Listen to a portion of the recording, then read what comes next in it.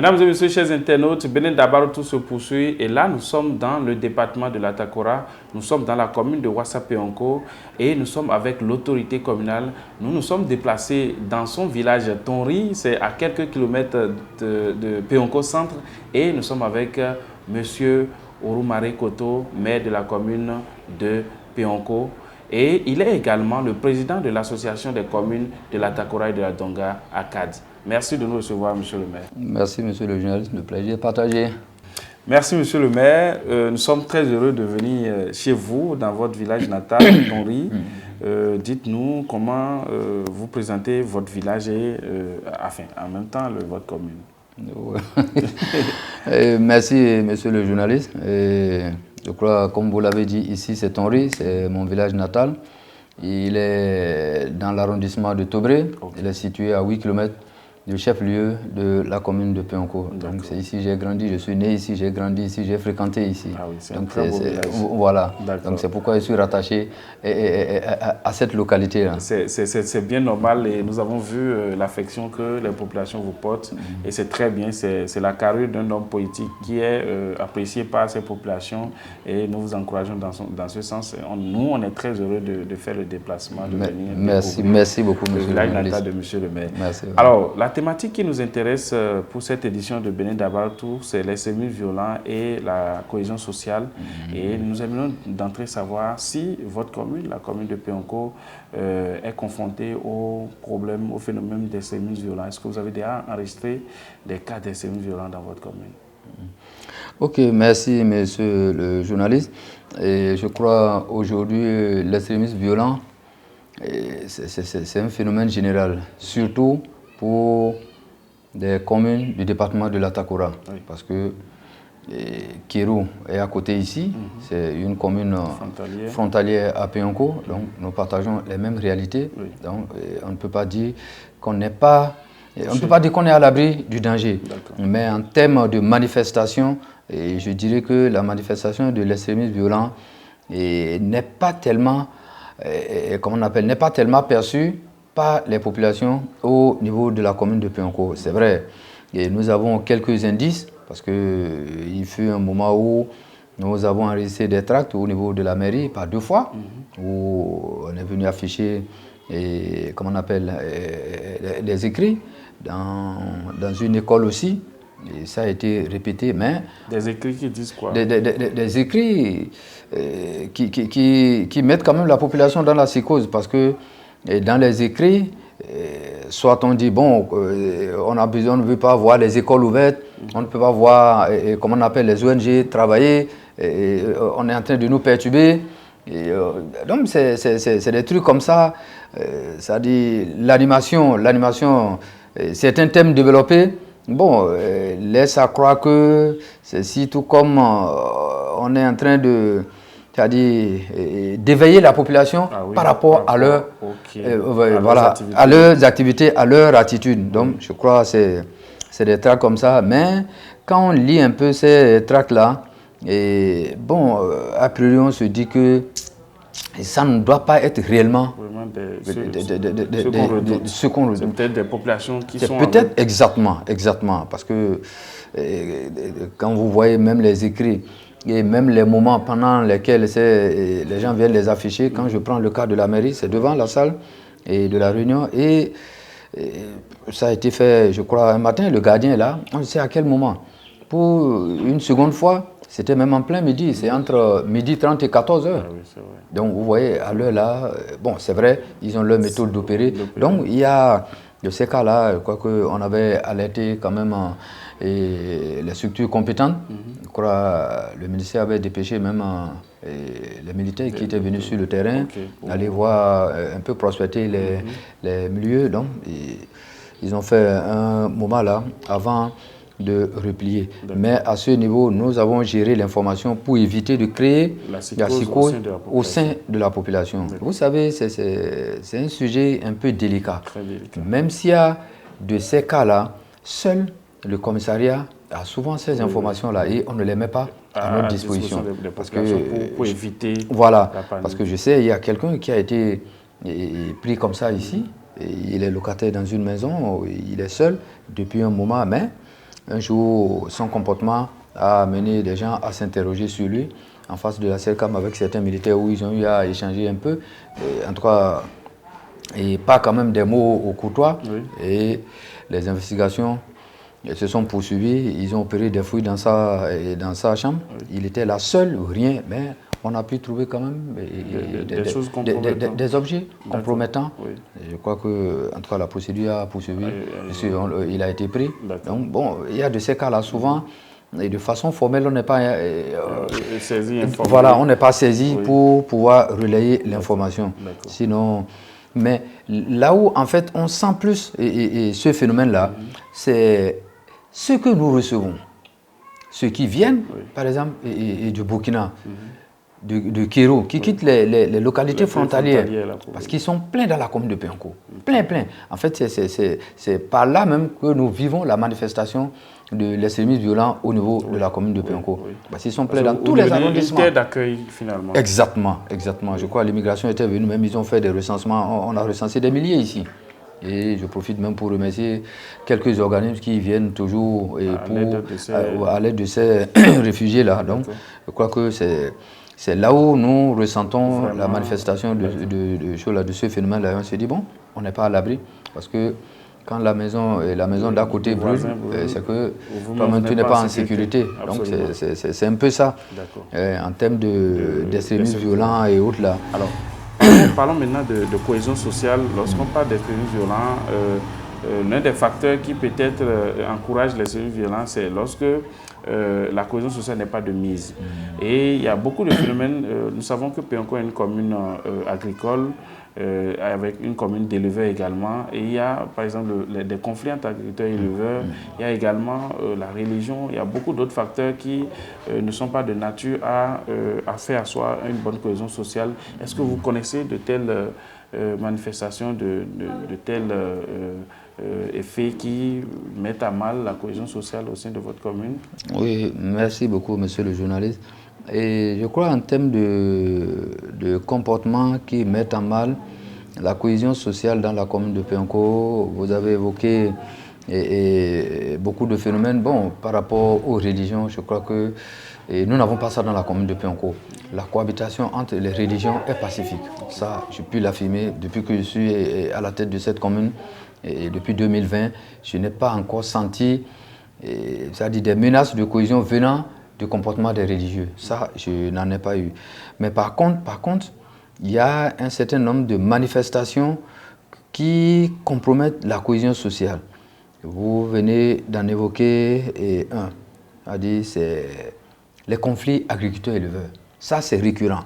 Même à l'heure où nous sommes ici, vous passez dans nos commissariats, il y a plein de dossiers.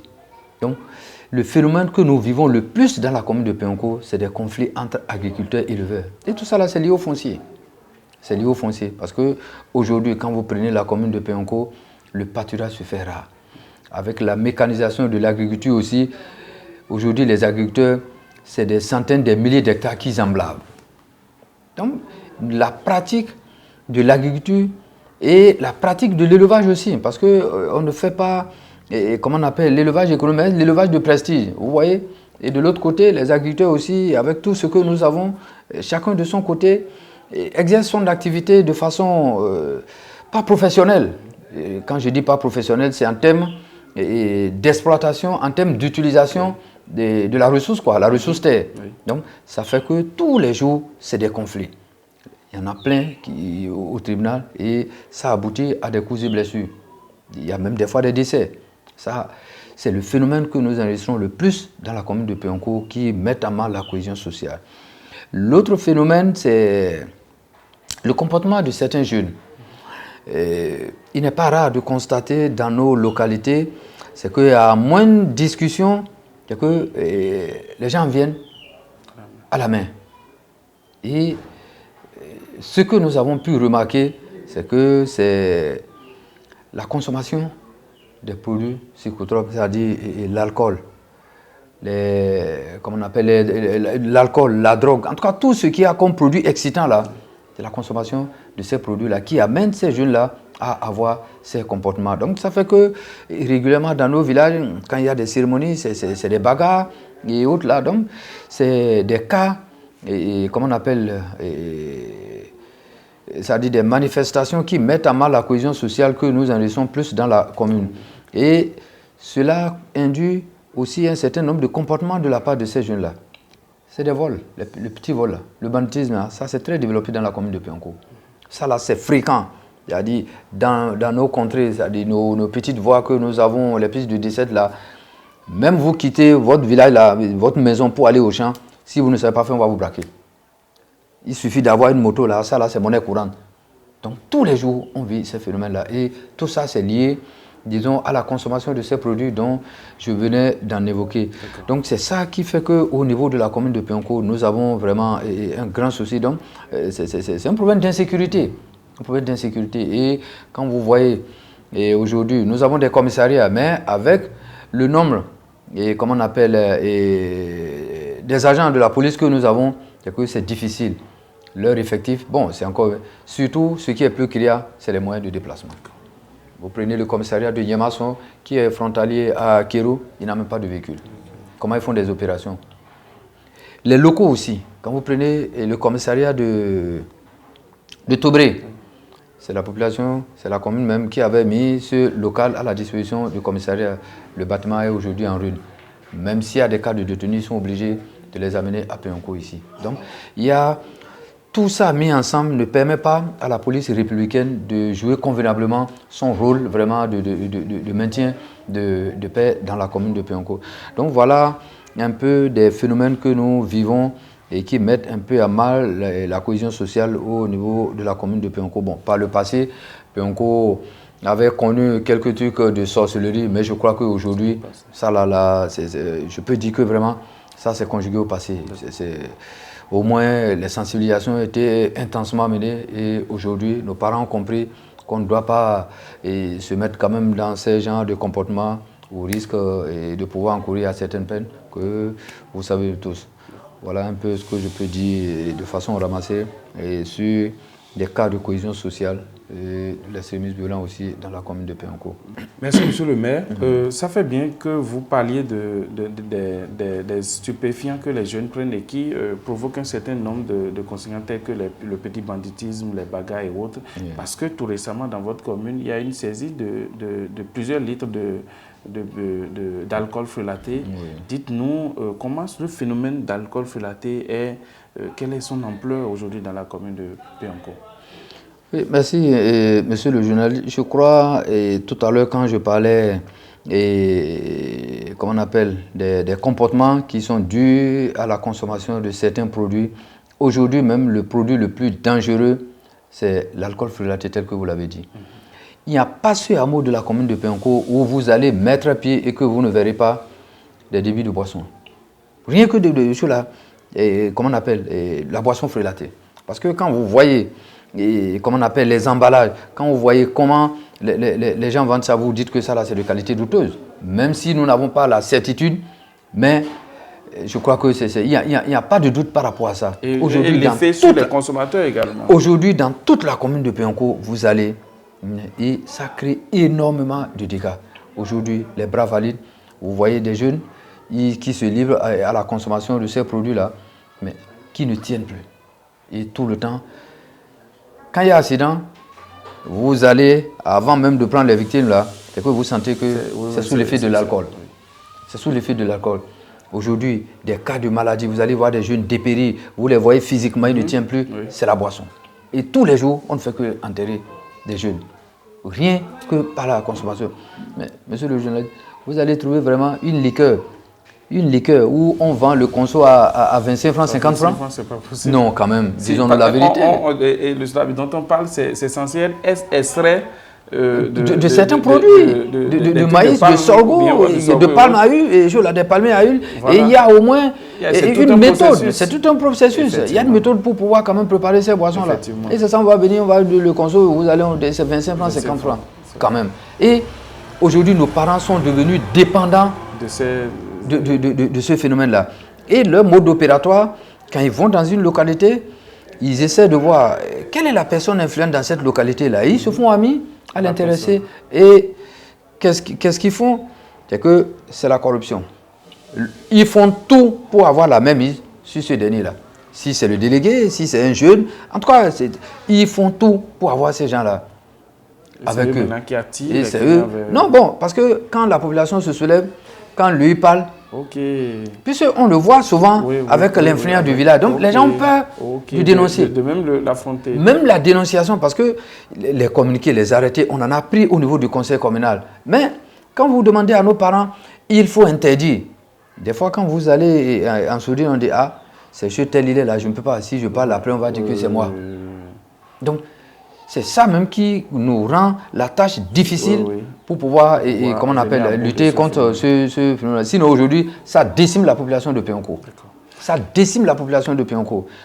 Tout récemment, le commissariat de Niamasson a fait une prouesse qui a raisonné vraiment une grande quantité. Une grande quantité. Et c'est tout un réseau. Il a arrêté ici un véhicule bien chargé. Le gars était allé livrer à Kérou. Il revenait. Donc c'est une partie que Niamasson a pu intercepter. Et dans les investigations du commissariat, ils ont suivi ces traces à Firou. Ils sont allés et tombés sur une partie de la quantité qu'il avait livrée. 16 bidons de 25 litres. C'est pas vrai. Et 5 tonneaux de 100 litres. Vous imaginez? Pour Kérou seul. Pour Kérou seul. Vous imaginez si tout ça là, on mettait ça... On met ça sur le marché. Sur le marché, ce que ça donne. Donc tout ça là, on a dû convoyer. Et c'est à Bougou, dans un village de Djougou, c'est là où on est allé le prendre. C'est pas vrai. Ça veut dire qu'il est dans tout le département. Il est dans tous les départements, c'est pas tout le département, parce que Bougou c'est Donga. Ah oui. Donc c'est Donga. Donc vous voyez déjà ce réseau-là. Donc même le matériel avec lequel il fabrique la boisson là, il y a une partie du matériel qui est saisi. Mais à notre grande surprise, quand il a été présenté au procureur, il est allé avec un papier, soit disant que c'est comment on appelle l'usine de Logozo ou là, que c'est là où il s'approvisionne. Et il a présenté une facture. Le papier. Bon, à défaut d'avoir des éléments de ce côté, donc le procureur a été obligé de le relâcher d'abord en attendant des enquêtes. Donc les enquêtes sont en cours. Donc nous, au niveau de la mairie, avec le commissariat, en tout cas toutes les structures compétentes ont été mises et à contribution pour que nous puissions voir quand même la qualité de cette boisson-là. Mais ça, je vous jure, monsieur le journaliste, on va dire que nous n'avons pas de preuves. Mais je dis, même si cette boisson-là était de bonne qualité à l'achat, les emballages utilisés pour le transport, les moyens utilisés, les conditions dans lesquelles c'est transporté, je dis à l'étape là, ce produit n'est plus de bonne qualité. Ça là, je peux donner ma tête à couper. L'emballage là seul suffit, moi je crois, même pour disqualifier ce produit-là aujourd'hui. Mais quand on parle de l'essence frulatée, c'est ça. C'est dans les stations. C'est dans les stations que les gens vont prendre ça au Nigeria. C'est les conditions de transport. Je dis, même si, encore que chez eux, ce n'est pas le cas. Ce n'est pas le cas. Mais à ce niveau, je crois que les autorités au plus haut niveau doivent nous aider à combattre ce phénomène-là. Sinon, au niveau de nos communes, je dirais que vraiment les mairies sont impuissantes pour pouvoir vraiment faire face à ce phénomène-là. Sauf s'il y a certaines dispositions dont on ne maîtrise pas. Et forcément, peut-être, je vais profiter pour demander qu'on mette quand même tous les moyens légaux pouvant nous permettre de lutter contre ce phénomène-là. Ou à défaut, demander aux législateurs de légiférer sur ces produits-là, avec vraiment des conditions, certaines rigueurs qui permettent quand même de décourager ou de pouvoir saisir ces produits-là. Comme cela a été fait pour les médicaments. Exactement, exactement. Donc vous voyez, aujourd'hui, ça met en mal vraiment. Et c'est tout le département de l'Atakora, parce qu'on se retrouve, lors des CDCC, on en parle. Même notre dernier CDCC, on en a fait cas. Mais ça n'a jamais été résolu. D'accord. Donc vraiment c'est compliqué, c'est compliqué. Et on est déçu, ça décime la population. Les autorités sont là aujourd'hui sans bras valides. Avec ça là, on va où? Le développement, ça compromet le développement de nos localités. Honnêtement, je vous jure. Ça là. Merci beaucoup, monsieur le maire. On vous aurait compris. Et c'est sur cette thématique d'alcool fruité que nous allons mettre un terme à cet entretien. Mais avant, vous allez dire votre mot de la fin. Oui, merci, monsieur le journaliste. Je crois que, une fois encore, je vais saluer l'organe de presse et Dabarou pour cette initiative. Je crois que vous êtes à votre quatrième édition. Vous êtes à votre 4e édition. Et je dirais que c'est le seul organe de presse au Bénin qui nous donne l'occasion de nous exprimer au moins une fois par an et de permettre à tout le monde entier de pouvoir comprendre ce que nous vivons à la base. Donc je voudrais vraiment vous dire merci et lancer un appel à l'endroit de nos populations par rapport à ces fléaux qui sont en train de nous décimer. Donc la sensibilisation c'est vrai, mais nous leur demandons aussi comme on le dit là, que chacun veille à sa propre sécurité. Parce que tout le temps, nous on va pour les sensibiliser, ça prend, ça dandine, mais nous demandons à la population d'être vigilante, de nous aider à pouvoir lutter contre ce fléau-là. Parce que c'est ça qui fait aujourd'hui notre préoccupation dans la commune de Péonko et dans le département de l'Atakora et de la Donga en général, puisque je suis président de l'ACAD. Et quand on se retrouve au niveau de ACAD, on en parle aussi, on en parle. Donc je crois que je voudrais lancer un appel à toutes nos populations pour qu'ensemble nous puissions nous unir pour lutter contre ce fléau et appeler tous nos parents à un bon comportement pour que vraiment la cohésion puisse être observée, une bonne cohésion pour que au moins au niveau de nos sociétés, qu'on sente qu'il y a de l'ambiance, il y a une bonne cohabitation afin de pouvoir implémenter le développement à la base qui pourra se faire ressentir sur le plan national. Donc une fois encore, merci à vous. Et bon chemin. Merci, et je vous souhaite, comment on appelle, pleine tournée et qu'on se retrouve à la 5e édition. Merci beaucoup, monsieur le maire. Mesdames et messieurs, chers internautes, c'est la fin de cet entretien avec le maire de la commune de Péonko. L'élément clé de cet entretien, c'est l'alcool frelaté qui décime la jeunesse, qui décime les couches, les bras valides de la commune de Péonko et des communes de l'Atakora en général. Vous avez eu, avec monsieur le maire, l'ampleur de ce phénomène qui appelle au secours les autorités au plus haut niveau afin que ce phénomène soit vraiment combattu et que les jeunes retrouvent leur plateforme, leur tête pour pouvoir participer activement au développement de leur commune, au développement du Bénin. Mesdames et messieurs, merci de nous avoir suivis. Bénin Dabartou, on se retrouve à la prochaine étape. On se retrouve à Kwandé.